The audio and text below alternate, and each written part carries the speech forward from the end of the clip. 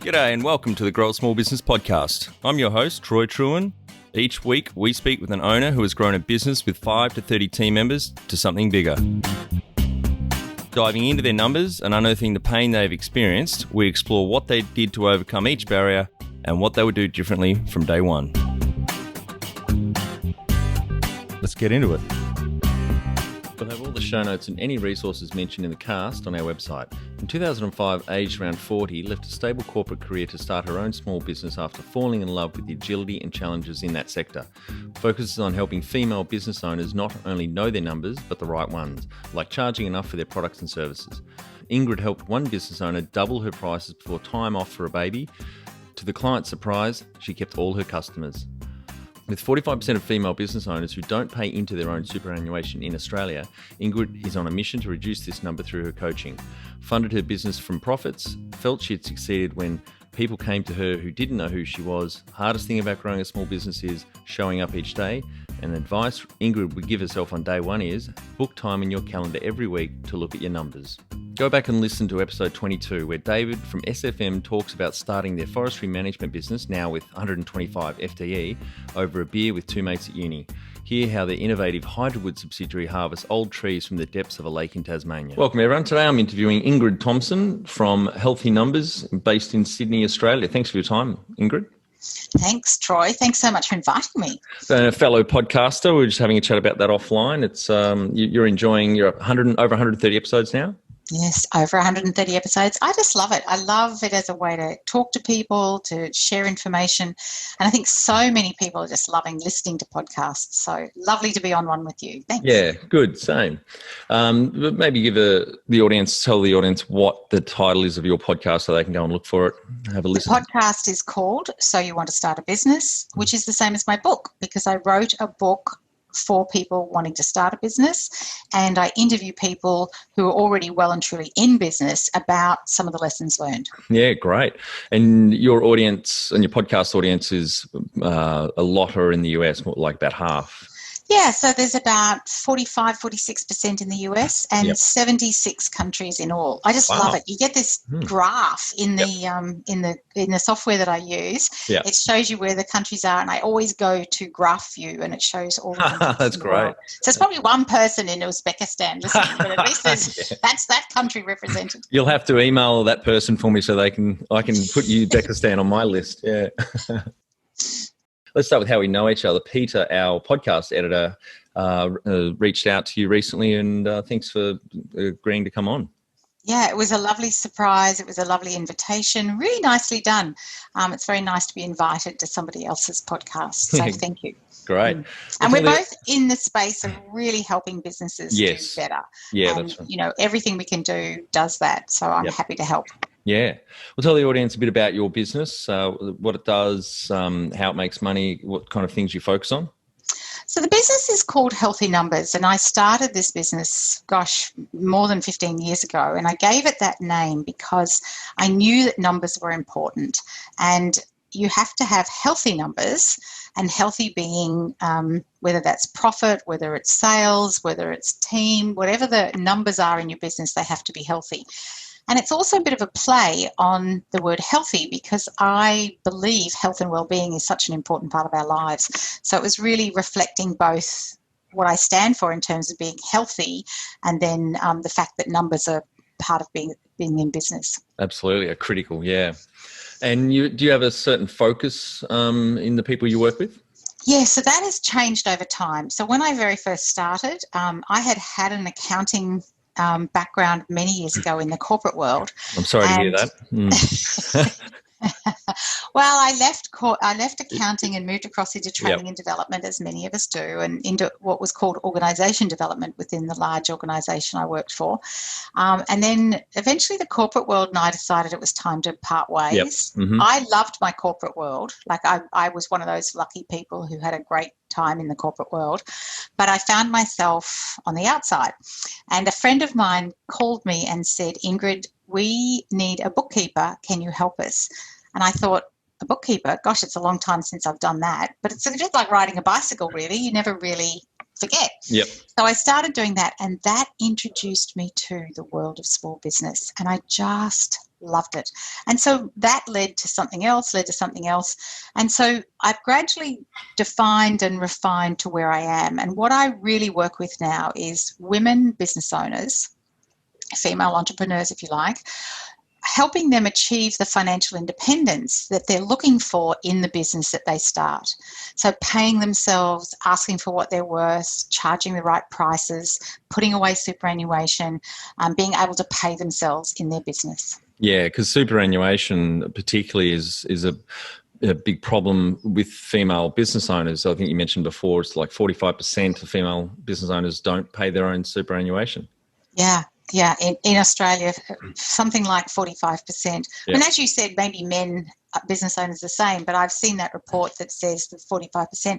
The other staggering thing is that a lot of business owners never pay themselves either. So they're not even not paying super, they're not actually paying themselves a wage. It's a very common strategy, and I certainly employed that strategy, or we did when we started late 99, a couple of tech companies, because you think, oh, keep the costs low, etc. But if you don't build that cost in early on, then you often are blinded by a faulty business model, and you don't charge enough. You think, oh, it's okay to keep the costs low. You're trying to compete on price, and that's a race to the bottom, as we know. Mm-hmm. So making sure they say that rule of pay yourself first. It's more about the principle of getting your business model and your financial model right, so your costs are under control, and more importantly, you're charging at what the market will bear, the right price. Absolutely. And I think, Troy, the other thing is that if you had to employ somebody to do what you're doing, you would have to pay them. So if you ever wanted to stop doing everything, you have to find ways to fund that in the business. And if you're not paying yourself, and absolutely that first year or two, you're relying on your buffer balance or your savings or wherever that money's coming from, maybe even a part-time job. Certainly people in other businesses have had to do that. But the business model, it's super important to reflect that there's a cost of what you're contributing and the expertise that goes with it. That's right. Market rates. So, or what I often call about the bus policy. If someone's hit by a bus, what do we have to pay off market to replace them? And that's what you should be in your cost structure, therefore, to make sure that you end up charging enough. Yeah, it's so important. So important. And I think what goes hand in hand with that is that if you're doing stuff that you shouldn't be doing, like pay someone to do that. So if I'm doing something like my bookkeeping, or if I'm doing something, like some kind of admin task that somebody else could be doing, then it's super important to do that. So I had a presentation to deliver this morning. I had some PowerPoint slides I needed for that. So I put in a Word document. Here's what slide 1 looks like. Here's what slide 2 looks like. I sent that to my VA. They've got my templates. They've got my colours. They send me back a PowerPoint. I spend 10 minutes tweaking around a few things, and that's my work. So I've done the content, and they've spent, I don't know how long, I do actually, because they send me a timesheet, but they send me back the PowerPoint. Now, if I was to do, that'd be 3 days worth of my time putting together a PowerPoint. Crazy. That's priceless what they're doing. Play to your strengths, but also you're obviously going to effectively earn a higher hourly rate doing stuff not just you love doing, but you're also great at doing, and there's more value. I totally agree with that. I've got 2 offshore team members in the Philippines, and obviously Peter in Kenya, and it's just great to have those people there that you can delegate stuff to that isn't best use of your time, and they often do a better job than you do in that corner anyway.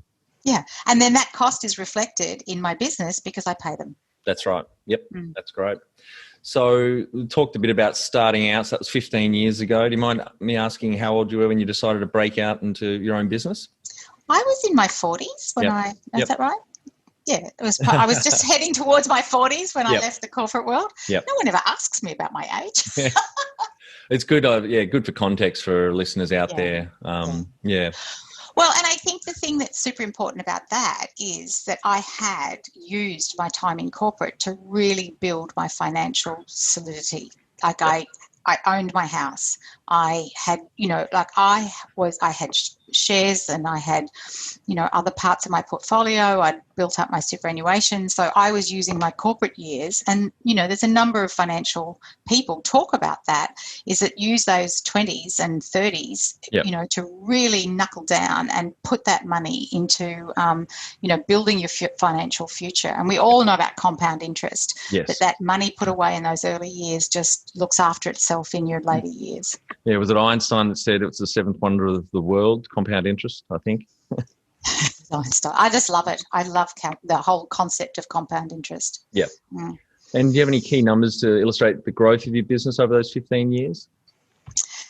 Well, I think the thing is that I've always paid myself. Yep. I've always been able to work the time that I want to do. Mm-hmm. I've always been able to pay for my own professional development. I've always been able to travel where I've needed to attend conferences, to speak at conferences, to be part of that. And so my business has well and truly funded my desire to live the life I want. Yep. And do you have anyone else on the team apart from your VA? I've got a number of people who are virtual. So I've got a marketing person who's in Australia. I've got my own series of coaches and mastermind groups that I'm in. Some are here, some are in America. I have a couple of different VAs who do different things for me. I've got an amazing VA in country New South Wales who does high-level work for me because I trust her enormously to produce material for me. So, I have a team of people. No full-time staff, but a whole team of people supporting what I do. And what would the FTE roll up to across all those? That's probably two plus me. 2 plus you. That's still great. So you obviously started out on your own 15 years ago and you've been able to build that up. And not many people that I've interviewed that have actually leveraged offshore resources and obviously arbitrage between different economies and standards of living or costs of living. So, it's good to not just a fellow podcaster, but also offshore business person. Yeah, I have chosen to use Australian-based where I can as well. It's not, and part of the overseas has been partly around time zone as well. So somebody can be doing something, you can shoot it off to them late in the afternoon. You can make dinner, have a nice evening, wake up the next morning and it's done. And so, I think there's benefits to time zones as well as the cost structure.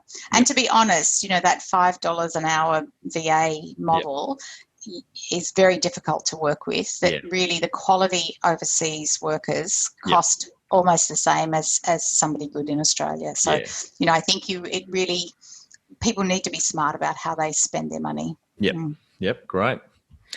When was the moment you felt like you'd succeeded?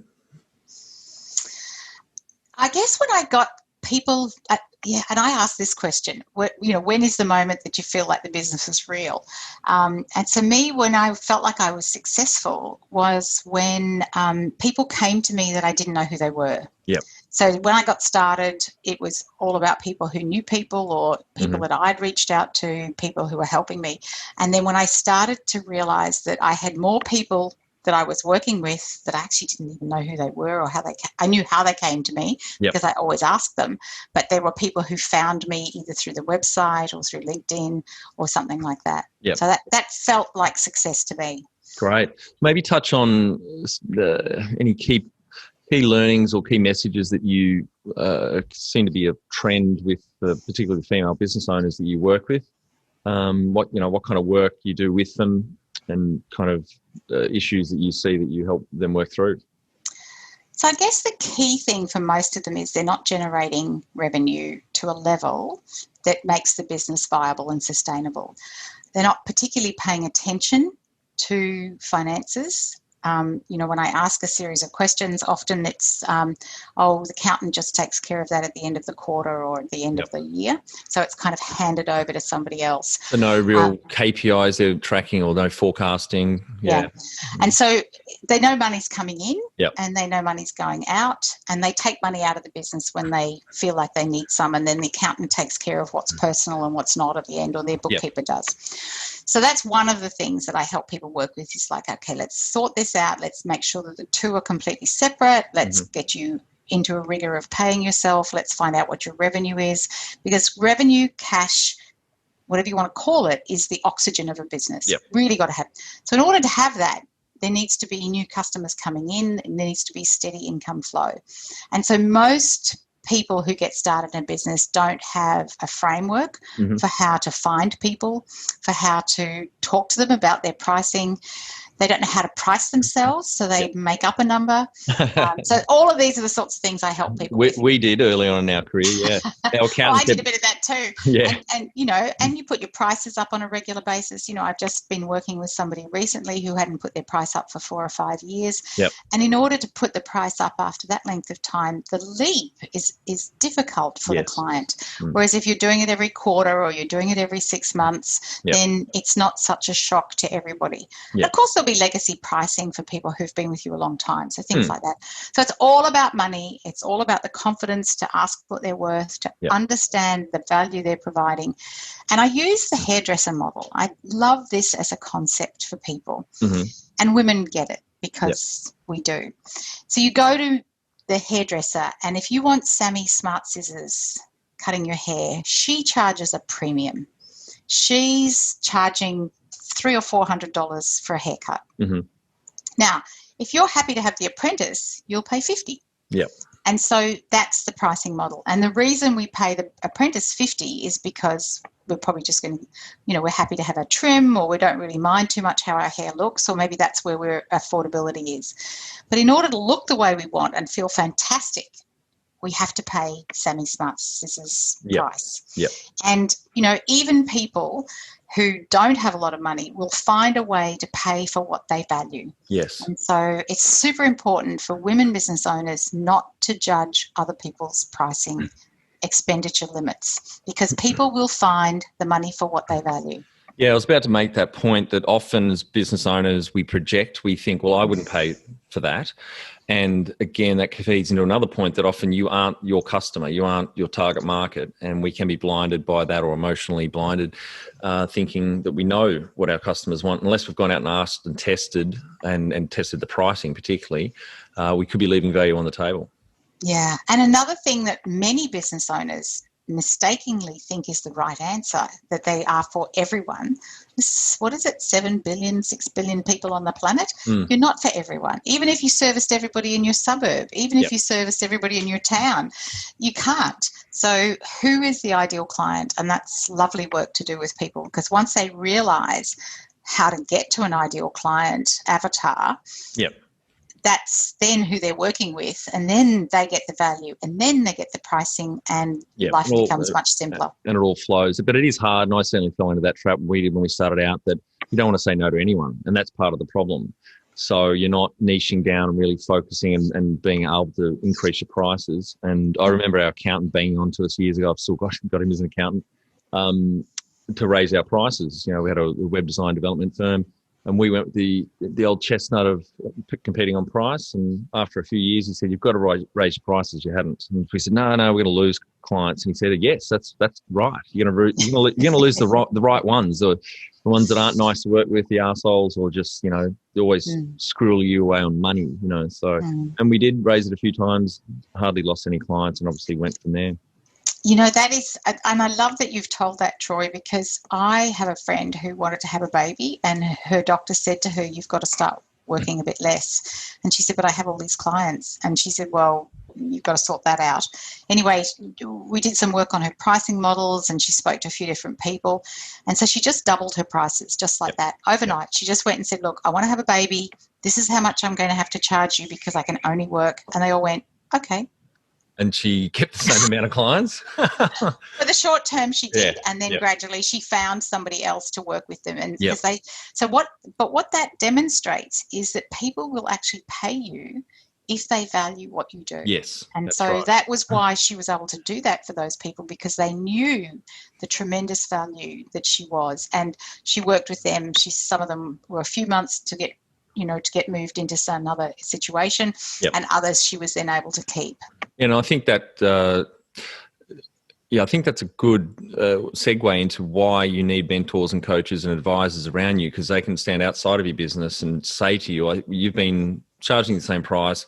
Your customers are raving about you. You've got more customers that you can deal with. So one of the first things you do is obviously raise your prices. And people are so busy in the business, they don't really stop to think about things like that, which is why to have a coach like yourself or advisors or mentors or boards, it's a really valuable mechanism. It certainly is. And even being part of masterminds, just having people around you.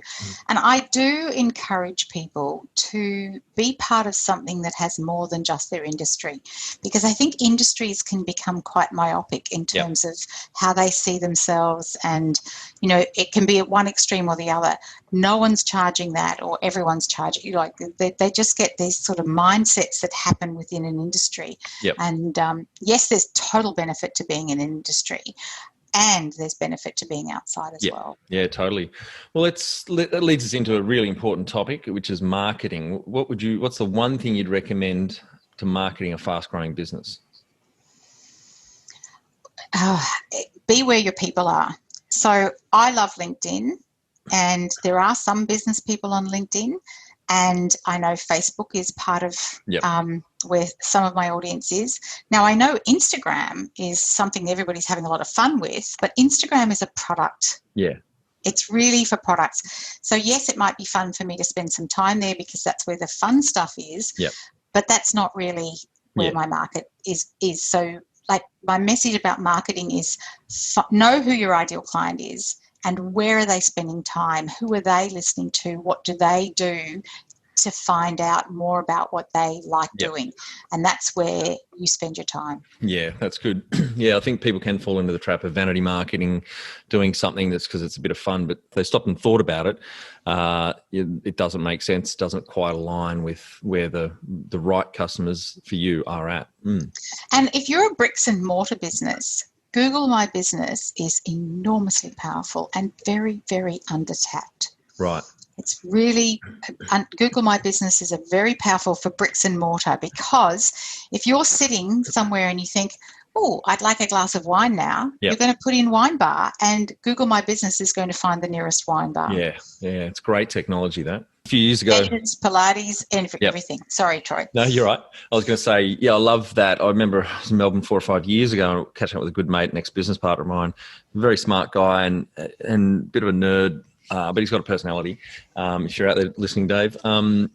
And he said Google's just launched this awesome new feature, which is when you're looking at the wine bar, you've just said you've searched and it shows you, and below the open hours, it's got the peak times of when, how busy that bar or venue is, hairdresser or whatever it may be. So you can say, well, I'm not going to go at 4 o'clock because it's the busiest time. 3 o'clock is, it's not that busy. It's great. And I just thought, what a wonderful tool. And Google, obviously a very smart company and doing wonderful things.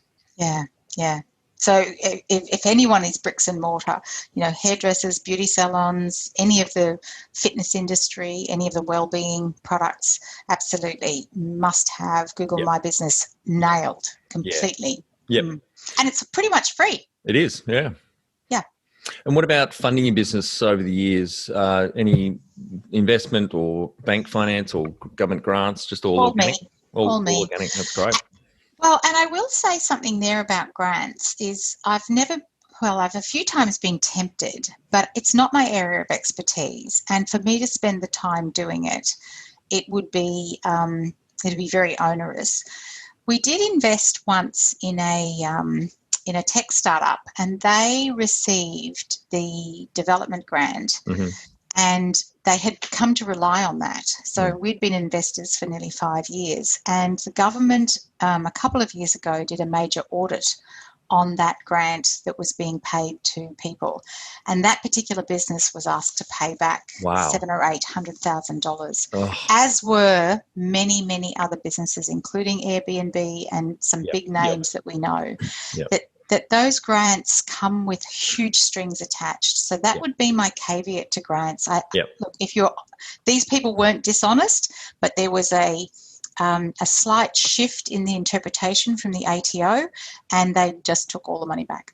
Got it. Yeah, that's the R&D grant you're talking about? Yes. Yeah, they really clamped down on that 3 or 4 years ago. It was quite a haven or a real boon for tax credits, for years. It was for, and one of the things that it's believed that was the reason for that was that some very big businesses went in and were able to take advantage of it, and then they took, and it was never designed for that size business. It wasn't designed for the big four banks and for the big tech companies. It was designed for small startups, and yeah, I think it was actually, personally, I think it was quite cruel to take the money back. Yeah. To such a degree, to go back 2 or 3 years. Yeah.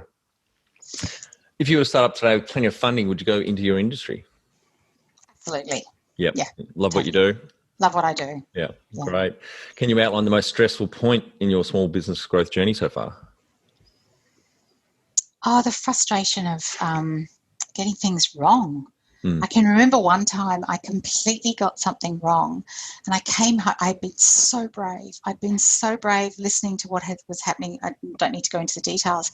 And I remember going home, and I was taking my clothes off in the dressing room area, and I just sat down. And I've never really been a sort of a sit on the floor and have a big cry sort of person, but I remember just sitting down and thinking, oh, this is painful.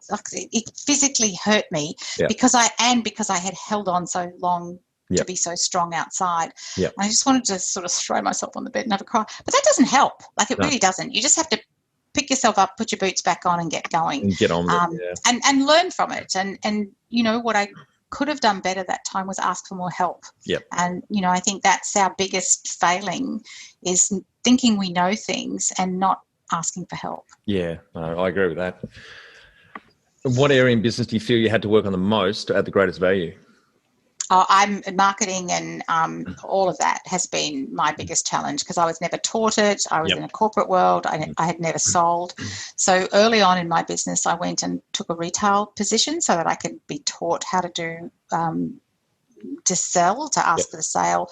I've had 2 or 3 business coaches specifically around setting up a sales framework, having the skills of being able to sell elegantly without, you know, to invite people to be part of what I'm doing. Yeah, it's such a powerful thing, both sales and marketing, and it doesn't come natural to a lot of people and a lot of business owners when they start out, unless they had a marketing background. They often don't know it. I undervalued it certainly early on. It was actually watching a couple of mates in Sydney start up a tech company focusing on IT security, and my good mate, one of the founders, really focused on the brand building, getting the trusted, his business partner out there as, you know, speaker and the expert, the trusted advisor. And they did tremendously well. I think grew up to about 80 staff after a couple of mergers, and then got bought out by a very, very big company. And a lot of that was, you know, the brand, the marketing, the consistency, and that really turned my thinking to, well, this stuff's really important.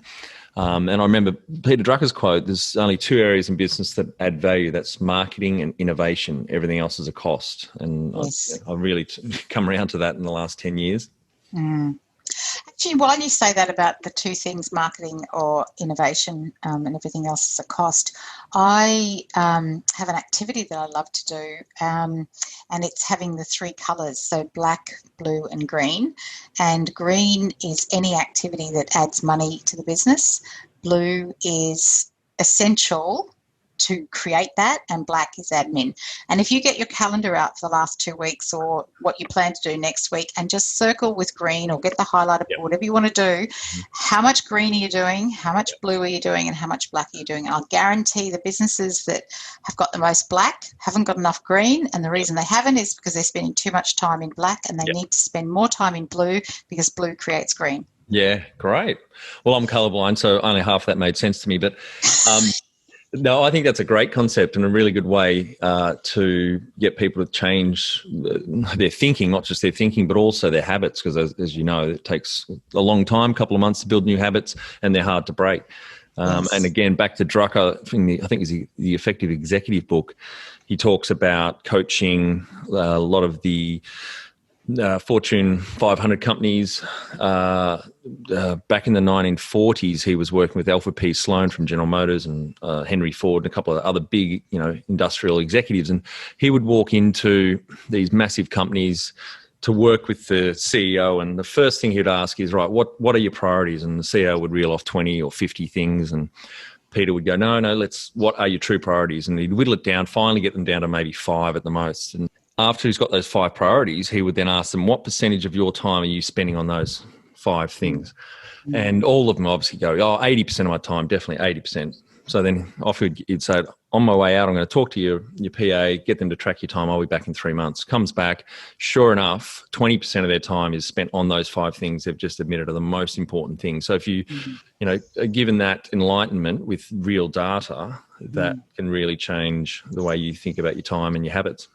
And that's why data is so important. That is why any kind of data is so important, because it really highlights where things are going well, and it really highlights where things are not going so well. Yeah, absolutely. What have you enjoyed least about managing a small business? The unpredictability of it in many ways is that you can think something's going to go the way it's going to go, and it doesn't. And at the same time, you could put a whole lot of things in place, but I think it's the unpredictability. Yeah. And What about conversely? What do you love most about small businesses? I just love the impact that that we get to make on the customers that we get to work with and clients. It's just, when someone sends me an email to say, you have what we've done together over the last few months is just really, I'm a different person. Yeah. That's great. Yeah. What's been the biggest mindset shift for you in your small business growth journey? That I can't do it all myself, and that I really do have to have other people to help me, and that I really do need to ask for help when I need it. I always thought I was good at that, but I think being in business has actually made me realise that I didn't do it as often as I should have, and ever since that change came about, I think that made a big difference for me to just really go, okay, I need someone to help me with this. Who is the person to help me? Yep. And what's the number one habit you think a small business owner needs to develop and maintain? I think you're a perfect person to answer this question because you work with a lot of business owners. Discipline. Yep. So the discipline to the commitment to, and I talk about this with clients, is that there's often an alignment gap between who you have to be and who you are. And it's closing that. It's like, who do I need to be and what do I need to become and what do I need to do if this is the business I want to run? And am I that person now? And where there's a gap, like fill that gap and work on that. So, if you want to have a 6-figure, 7-figure business and you want to have something that's that successful and you want a team and you want to have an impact in the world, then who do you need to be to do that and get working on being that person? Yep. So it's fine to know what you need to do to get there, but obviously the big piece of that is the discipline, the execution, and making sure you change and work hard. Yep. Want to become the best manager you can be? Check out our Kick-Ass Manager course at growasmallbusiness.com. Do the course, then add your fellow managers for no extra cost. Join the 30%. 70% of people quit their job because of their manager. Can you talk to how adding people to a team, has really helped with growth and some wins and mistakes, and advice for those listening from your experience? I think team are critical, and having the right team in place are essential. So if you're having a business that you've got people, so if you run a health practice and you need people in the health practice, then who do you need? What do they need to do? What are their roles and responsibilities? What's the contracts? How are you going to find them? What are the questions? How are you going to nurture them through that first 3 months of probation? How are you going to keep the ones that you want to keep really quickly? And how are you going to fire fast if somebody's not working out? Or do you, because team will make or break your company. Yes. And, getting that right. And I think that was one of the things, and you and I were talking about this getting ready for the show, is that big business does that in a rigorous way because they have systems and processes. I'm not saying they do it better. I'm just saying they do it in a more rigorous way. Many small businesses don't understand or don't know that it's important to have HR principles in place. Yep. And I think this year, 2020, has really highlighted for a lot of people how important it was to have proper contracts raised and to have, all of those things in place that make an employee who they are, and how super important that is. And, because I've had a very strong background working in corporate around that and then helping businesses do that.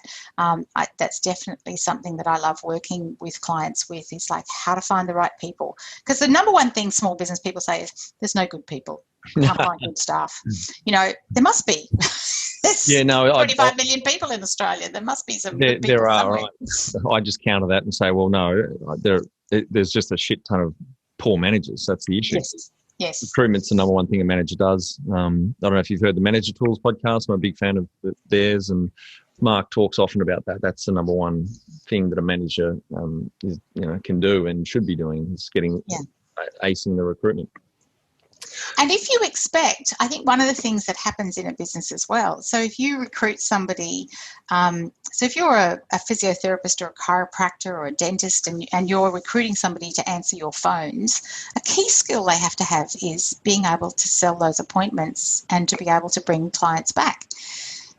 If you don't tell them that in the interview, if you call it a receptionist, that's a different thing. It's a sales role. And so, I think that's where there's a miscommunication. And then when they come and work there and the practice owner's frustrated because where are all my new clients? Well, I wasn't employed to sell. I'm here to answer the phone. And also changes the way that you interview as well, because if you don't have that as a criterion on the job description, they need to be happy, bubbly, and a people person. If it is a customer-facing role, that's, you want that type of person because, like you said, it is part of sales and marketing. Then you won't be looking for those people when you go to recruitment. Exactly. What are some of the things you'd recommend to building a sustainable and kick-ass culture to help with growth? Again, getting the right people on board. Yep. Constantly talking about the vision, the values, like what it is that you're trying to achieve, sharing with the team what it is that you're doing. I worked with a terrific dentist a couple of years ago, and he drew graphs. He didn't give away the actual figures of the business that was doing, but he had pie charts and graphs and said, here's where we are, here's where we want to go, here's what we've done this quarter, and just really explained and to all the team what was going on, and the difference it made over a very short period of time, the level of engagement, the level of commitment. Yep. So, I think it's super important to share that vision with the team and course correct. Yep. If someone's not doing their job properly, it's no good going home and moaning about it on your phone call to your mate on the way home. Sit down and have a conversation with the person. If you need help with that, get HR expertise so it's done properly. Yeah, absolutely. Yeah, I agree. Well, let's talk about professional development. So what have you invested in yourself over the years? Lots. Constant. It's such a good question, because I think part of being in business is it's super important to seek ways to improve. Yep.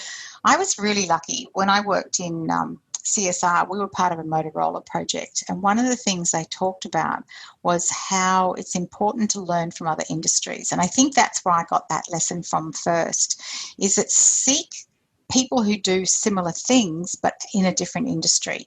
So I've always been kind of hyper alert to other industries and what they do.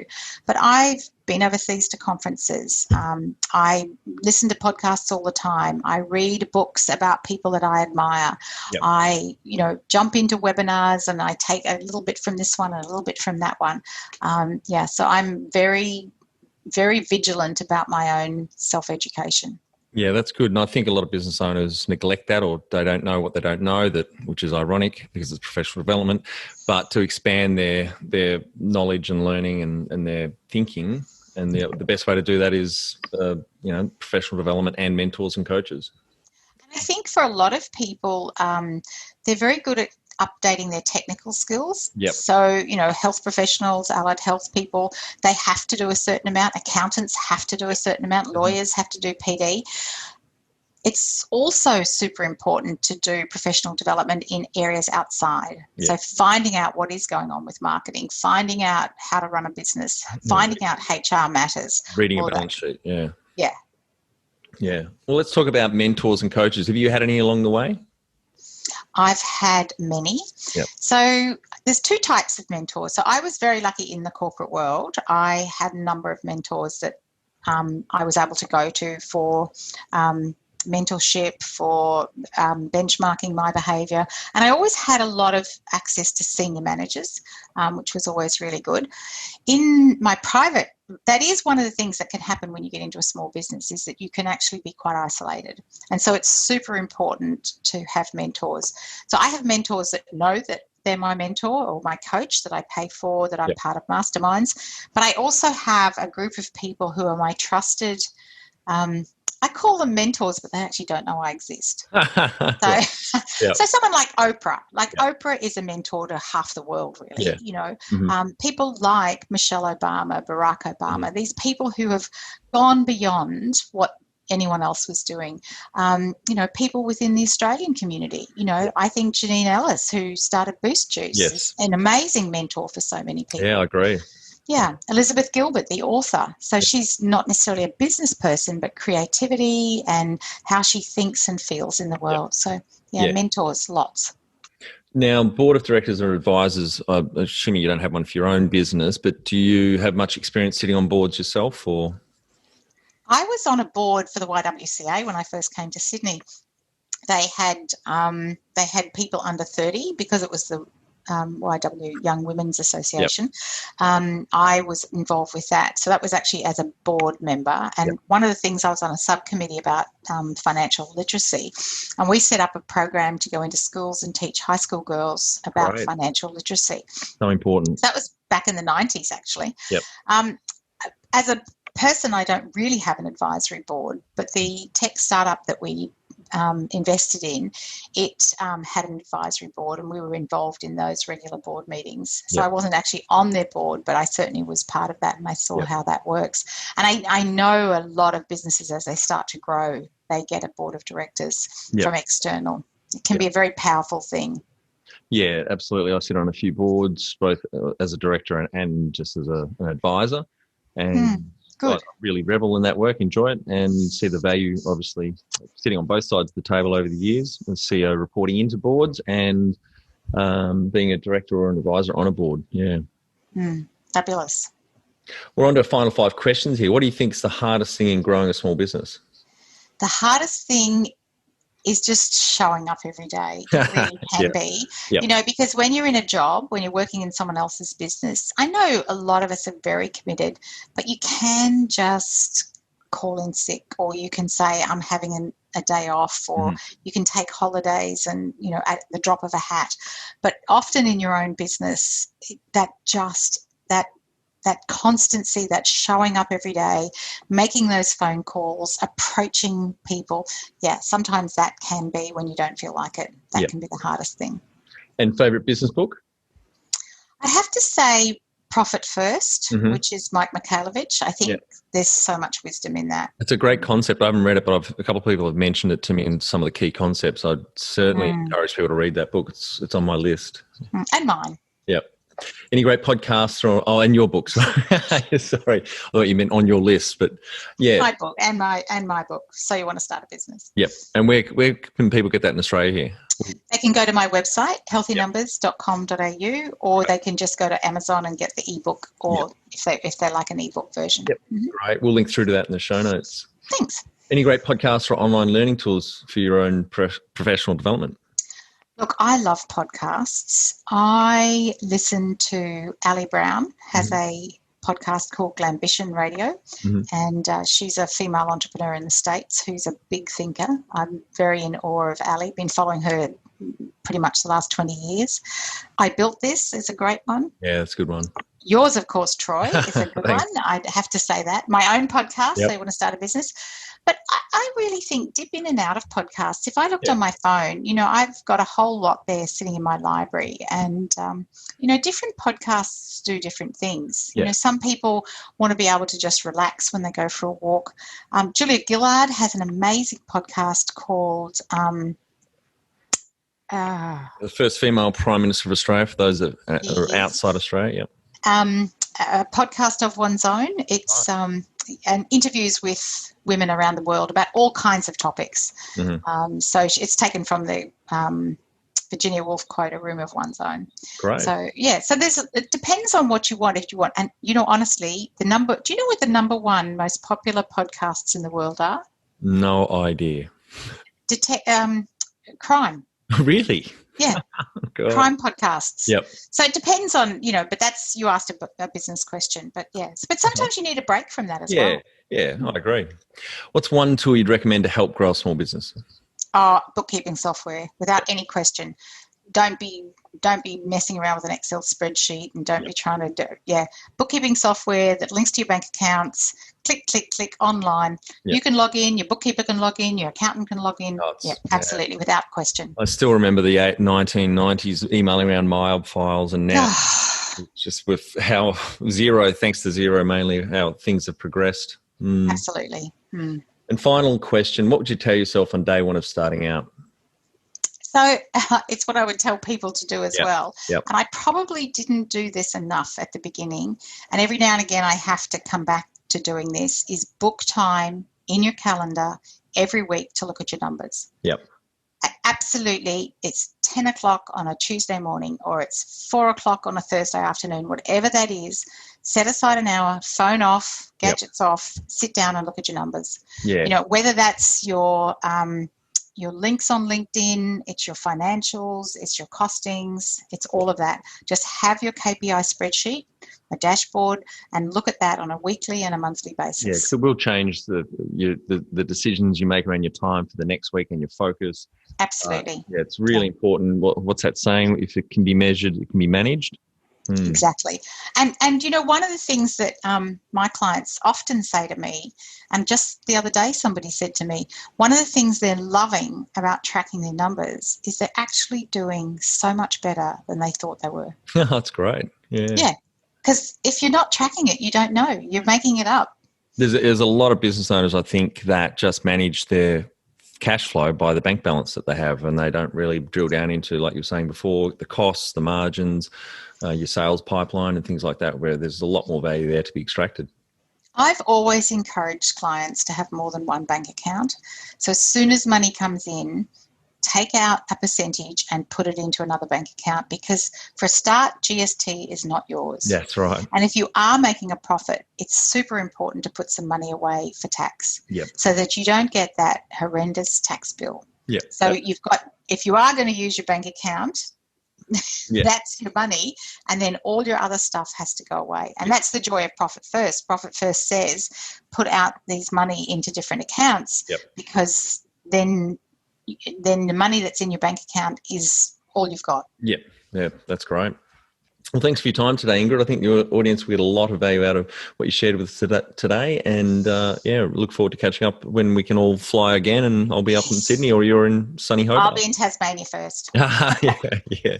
Great. Well, thank you very much. Thank you, Troy. Thanks. And for our audience, we would greatly appreciate a review in iTunes or whatever platform you listen to us on. More reviews means we bubble up higher in iTunes, etc. So more business owners looking for podcast help with their growth will find us.